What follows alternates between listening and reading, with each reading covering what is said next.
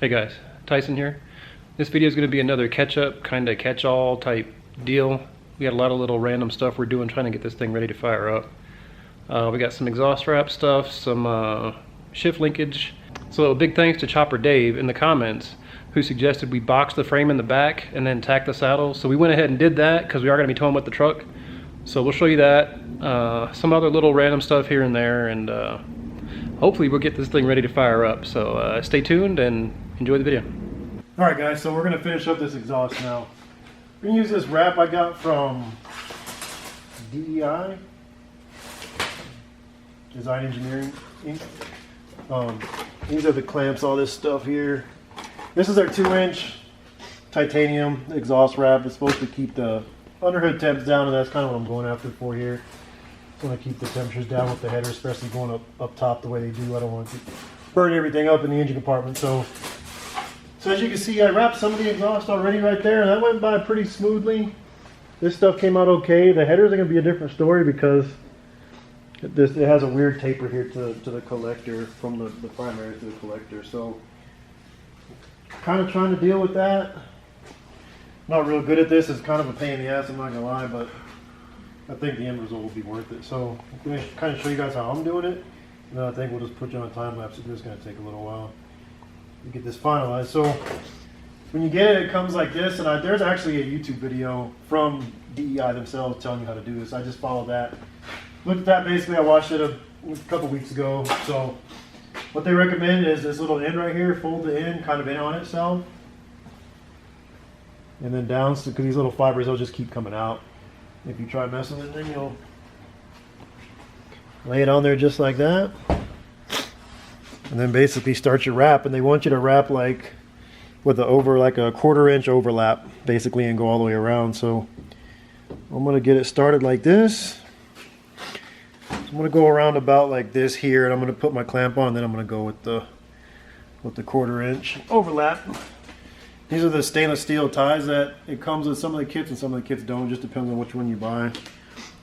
These things are also a little weird, but they'll get the job done. So you're going to go around. It's almost like a zip tie, like a metal zip tie. So this goes through like this. So basically, and then this tool, some of the kits you get, this little tool will come with it. Goes on your 1/4 inch ratchet, and it has this little slot in the end. I don't know if you can see it. You got it? Yeah, I got it. And the directions it tells you in the slot. So you'll basically put your excess here in the slot, and then the excess says to turn away from the little thing right here. So you're basically going to be rotating it that way, which I don't think it's set that way, but so it'll be like this to tighten it up. Actually, I'm going to do it on this side here.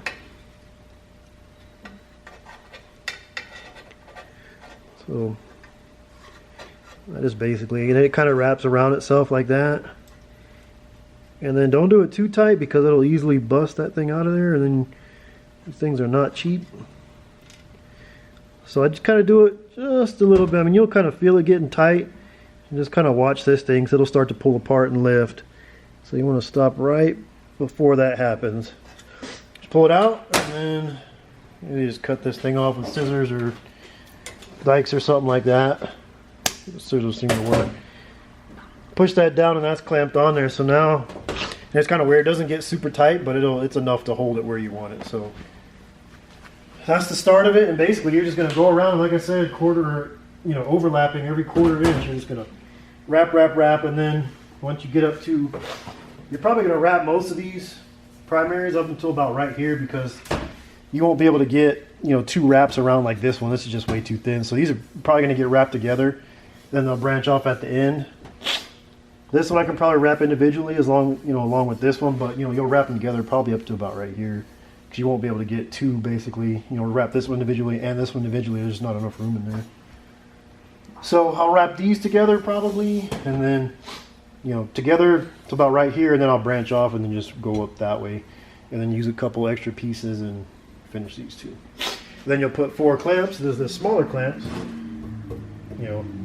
all the way down. And this is actually the kit that I got, if it's still over here. This is what I started with. It came with 2 rolls, 2 50-foot rolls, It had the little tool in it and then a bunch of the little stainless steel clamps.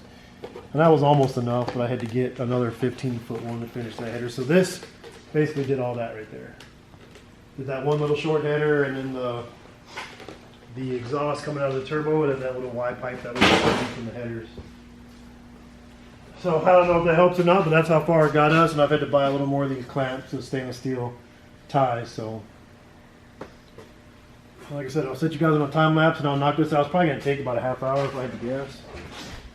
And then the whole thing will pretty much be wrapped. So once we get that done, we'll finalize some of the stuff in the engine bay just to make sure that these aren't going to get in the way, because we have gaskets. You know, I don't want to bolt it on with the gaskets and then have to take it off for something else. So this will probably be close to last before we start putting these all back together. So we're going to keep plugging away.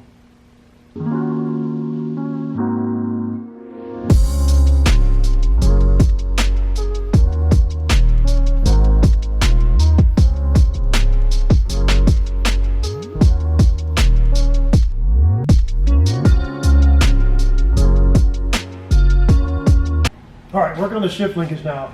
As you guys know, we put a 4L80E in that behind the 5.3. So now we're going to try to make it shift with the stock, you know, column shifter and linkage and all that. So basically this is what came off the truck. This part up here hooks up to the steering column. You know, just goes through a little hole and you put the pin on, and then this goes underneath the truck, hooks up to another arm which goes across and connects to the shift lever. And then this is braced on the frame with a little bracket. So I'll show you that when we get on there, not this minute, but basically trying to make this work with that 4L80E. This is too short. And I didn't want to add, you know, I didn't want to weld another rod on this. I think it would be kind of janky. So what I did was went to Home Depot and just bought another rod. And as you can see, this thing is pretty much exact same size, and I went up under the truck because a jam nut, like in a collar, and a jam nut slides on here. So I went under there before I started this to make sure this thing fits, and it fits perfect just like this. So it's the right size. If I knew it, I'd tell you. I can't remember what it was, but you'll know it if you take yours off and just match it up. That's what I did.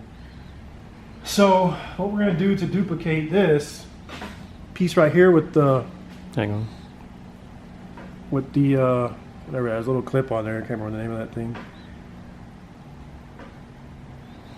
it's about as good as it's going to get, apparently. Back it up. Yeah, you can see it. You can maybe see that. So what we're going to do to duplicate that is I just started with this 8mm or 10mm bolt with an M10. So it looked like this when I started out, and so after some cutting and drilling, I just basically cut half the head off, like half the top, and then, you know, cut it to length, and then put that hole in it for that little, it's not a cotter pin, whatever that thing is called. It's driving me nuts, I can't think what that is. But anyway, and I'm going to weld this to the end of that. Just like that there, and hopefully I'll come up with something close to this. It's not going to be exact, it's probably going to look pretty ugly, but it'll get the job done. It's about the same length. Holes in about the same spot. So hopefully this will work. This is just a guess really, but and then with the way this thing is, kind of has this little bend here, I'm just going to heat this tube up and then just kind of smack it and see if I can get the bend, and I'll put it in the vise for these other bends. I mean, they're not real crazy, like this one here and then this little slight bend right here, so it shouldn't be too hard to duplicate, I hope. This is the best way I could think of doing it, like I said, other than trying to weld, you know, a piece of tube on in this, which I really didn't want to do. It's kind of weird.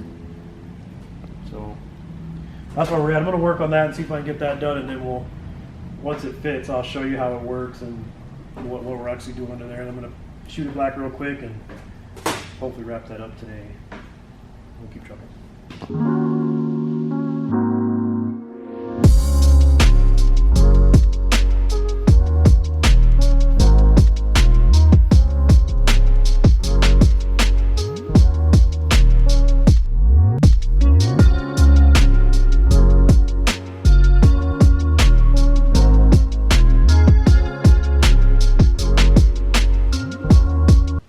Alright guys, got the shift linkage done here. So this was the original one, and here's one that I made.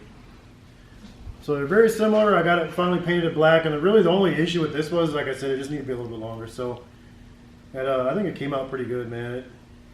The bends are about the same. It looks pretty damn close, and as you can see, it's that much longer. And I'm thinking that should be enough. We kind of did it like a little test fit in there earlier, and it seemed to go in gear, so we'll see. So the little welds worked. I mean, Like I said, we never claimed to be welders, professional welders, but I think it'll hold.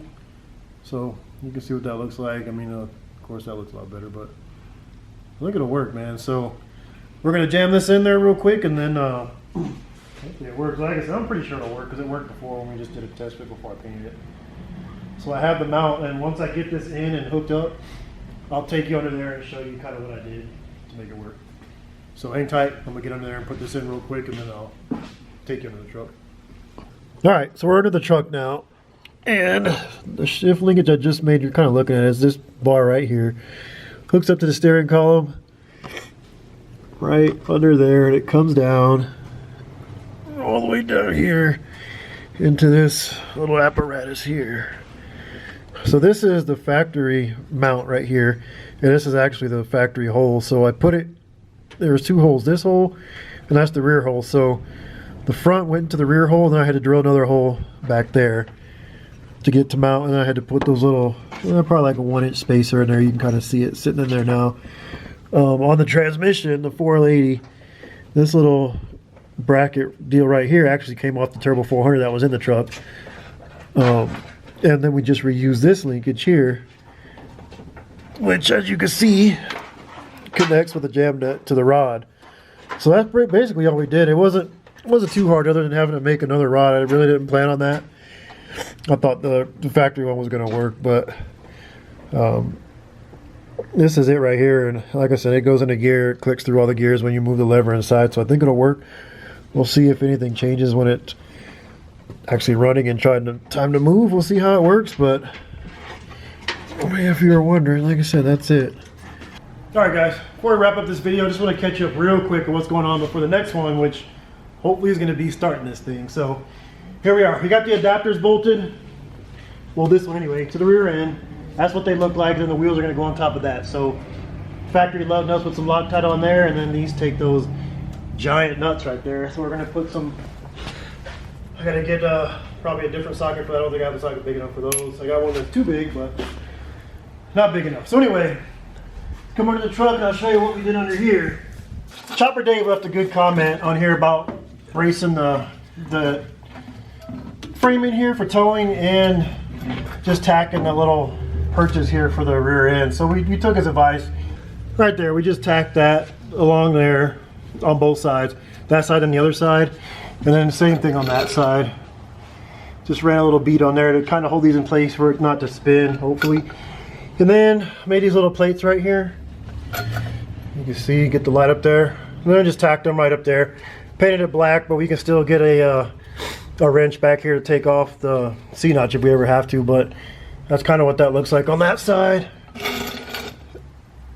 And that side there. And someone actually asked what we're going to be towing with this. And sorry it took so long to get back on that. But nothing real crazy, just maybe a single or double car trailer, bumper pull stuff. That's about it.